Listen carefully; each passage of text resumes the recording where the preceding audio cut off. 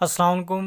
मैं हूँ आपका टीचर सरदार शाहिद और मैं आज क्लास फर्स्ट ईयर के chapter number 1 cell structure and function को एक्सप्लेन करने जा रहा हूँ।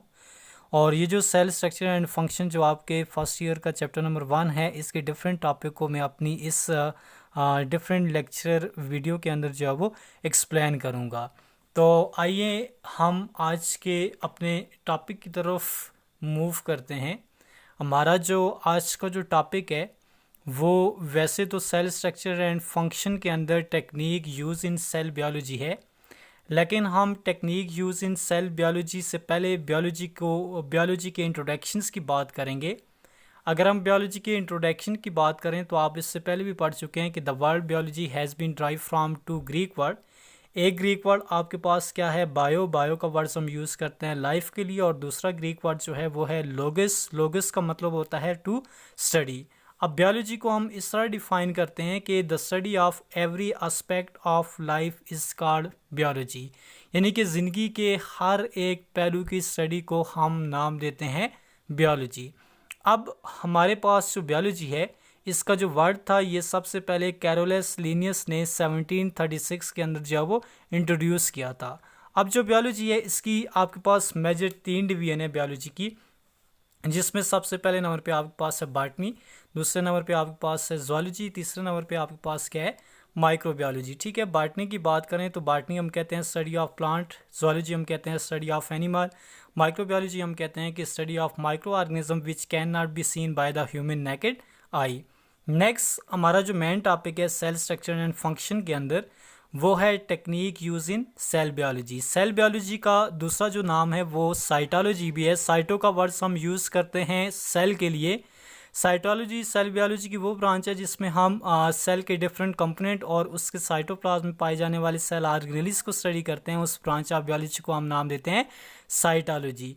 अब हमारे पास एक जो सेल है, इस सेल के डिफरेंट कंपोनेंट को स्टडी करने के लिए, ऑब्जर्व करने के लिए हमें डिफरेंट किस्म की टेक्निक चाहिए होती हैं।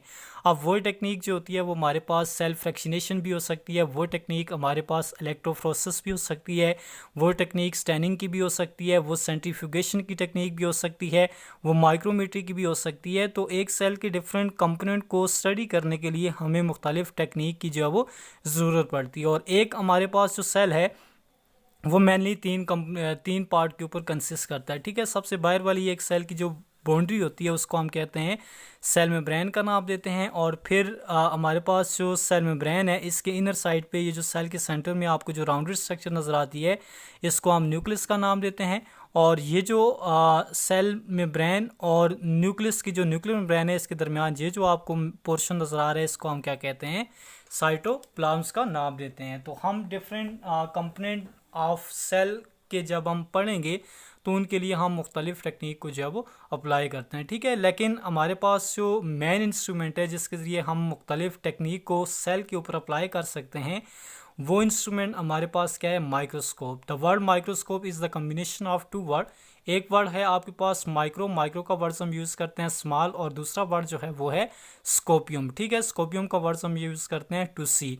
यानी कि माइक्रोस्कोप हमारे पास एक ऐसा इंस्ट्रूमेंट है जिसके ज़रिए हम छोटी चीज़ों को देख सकते हैं, जो जिन चीज़ों को हम अपनी नेकेड आई से देख नहीं सकते। तो वो माइक्रो ऑर्गेनिज्म या वो ऑब्जेक्ट जो जिसका साइज़ बहुत ही स्मॉल होता है, जिसको हम नेकेड आई से नहीं देख सकते, ऐसे माइक्रो ऑर्गेनिज्म और ऑब्जेक्ट को देखने के लिए हम जो इंस्ट्रूमेंट यूज़ करते हैं उसका नाम क्या है, माइक्रोस्कोप। अगर हम माइक्रोस्कोप की डिस्कवरी की बात करेंगे, किसने माइक्रोस्कोप को सबसे पहले इन्वेंट किया था, तो एक साइंटिस्ट था जिसका नाम था ज़ेचेरियस जॉनसन। ठीक है, ज़ेचेरियस जॉनसन ये वो साइंटिस्ट था जिसने सबसे पहले माइक्रोस्कोप को 1595 के अंदर जो वो इन्वेंट किया था। और इसकी जो माइक्रोस्कोप थी वो एक सिंपल माइक्रोस्कोप थी जिसकी मैग्नीफिकेशन पावर जो है वो 3x to 9x थी। फिर उसके बाद जो है वो एंटोनी वॉन लेवनहुक साइंटिस्ट था जिसने अपनी माइक्रोस्कोप के अंदर जो है वो मैग्नीफिकेशन पावर को इम्प्रूव किया, और इसकी जो माइक्रोस्कोप जो थी उसकी मैग्नीफिकेशन पावर जो है वो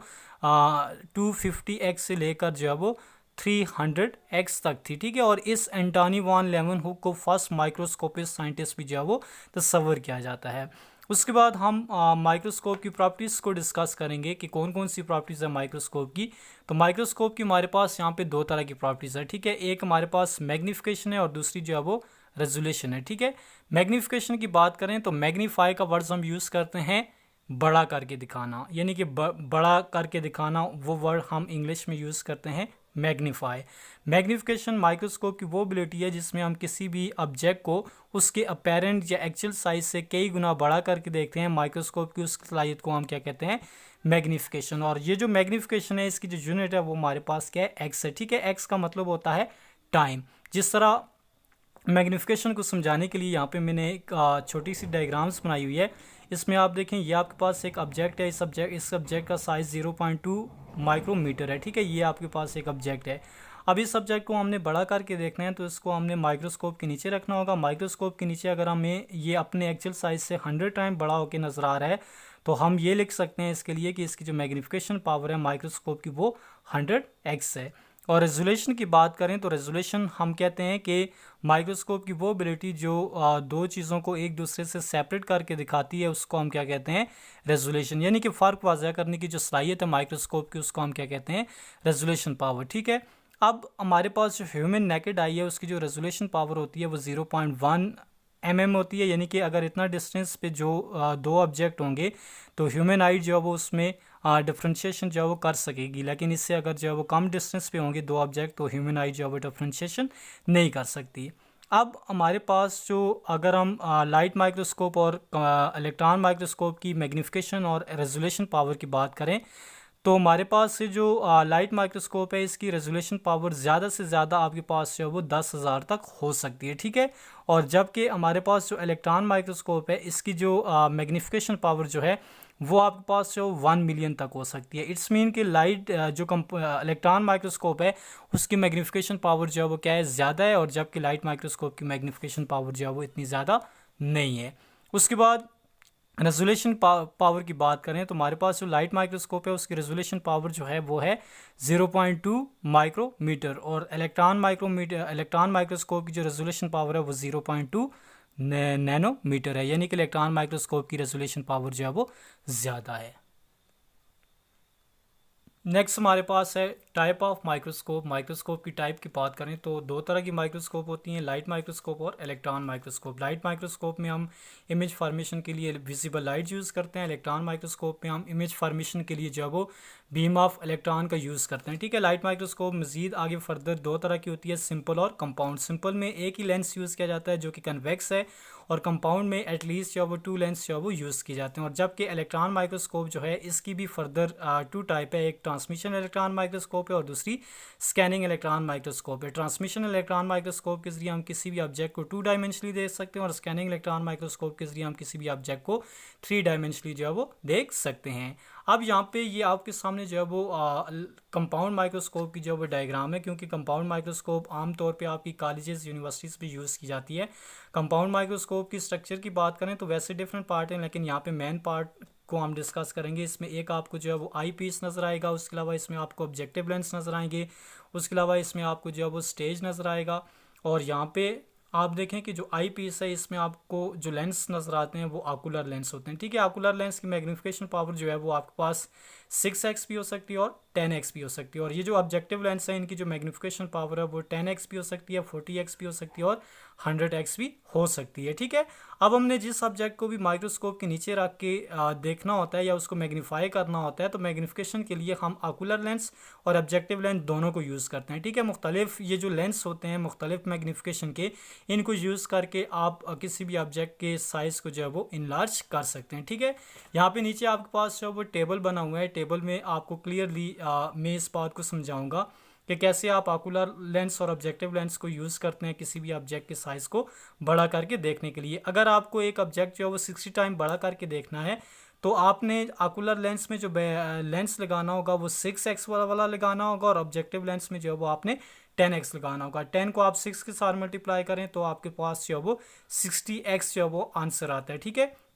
इसी तरह अगर आपने एक ऑब्जेक्ट को जो है वो 100 टाइम बड़ा करके देखना है तो उसके लिए आकुलर लेंस में आपको 10x वाला लगाना होगा और ऑब्जेक्टिव लेंस में भी आपको 10x वाला लेंस जो है वो यूज़ करना होगा। तो दोनों को मल्टीप्लाई करें तो 100 आपके पास आ जाता है। इसी तरह आपने एक ऑब्जेक्ट को 400 टाइम बड़ा करके देखना है तो उसके लिए आपने आकुलर लेंस में भी जो है वो 10x वाला लेंस यूज़ करना है, और ऑब्जेक्टिव लेंस में आपने 14x वाला जो है वो ऑब्जेक्टिव लेंस यूज़ करना है। तो 14 को आप 10 के साथ मल्टीप्लाई करें तो 400 टाइम जो है वो ये आपके पास बन जाता है। इसी तरह अगर आप एक ऑब्जेक्ट को 1000 टाइम बढ़ा करके देखना चाह रहे हैं, ठीक है, यहाँ पे एक ज़ीरो आप और ऐड कर लें, ठीक है।